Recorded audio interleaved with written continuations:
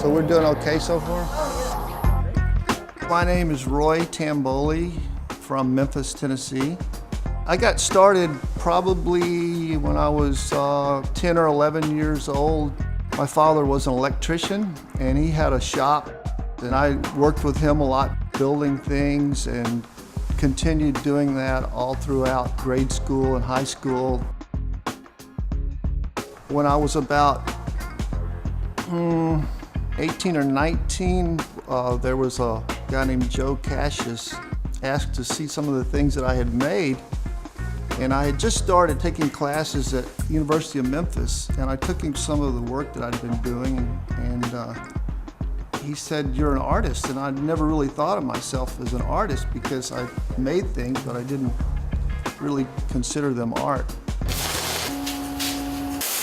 When I was younger, I would make a lot of things that were mostly electrical parts, because my dad's shop had a lot of electrical materials in them, so there were lots of wires and fuses and electrical gadgets that he wasn't always using. Sometimes he was, and I would make structures out of them and occasionally plug one in and you know, start a little fire or something and have some fun and get him riled up. And he would start chasing me around the yard with a screwdriver, and we had a good time.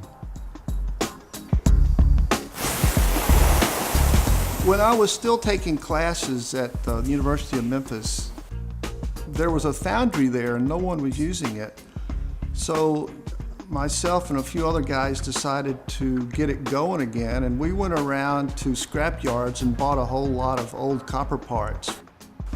And we got the foundry going, and we melted all this garbage metal in the crucible and made some molds and poured them in there and made some pretty good sculptures.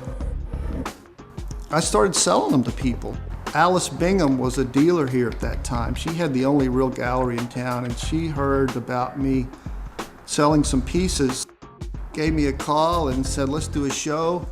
I realized pretty soon that this was a way I could do something that I loved to do, and people paid for it. My first significant sale was a pretty large bronze piece that I welded together, and Jack Bell's bought that. It was kind of a funny story.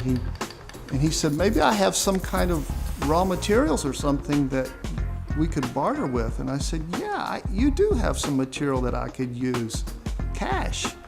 And so he got a kick out of that, and that was my first good, significant, large sculpture sale. And he's been a good patron ever since. You know, I really like religious art. I like tribal art and primitive work a lot. I've sought a lot of that out in my travels. I feel like it has a lot of meaning that a lot of contemporary art has lost. It's become more about fashion and money than power and transformative, magical things that happen in primitive work. You know, I've done a lot of very realistic sculpture, and I think that's helped my abstract work, and I think my abstract work has helped my figurative work, so they kind of help each other out a lot.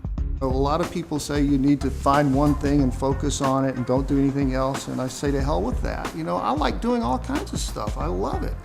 I like the versatility.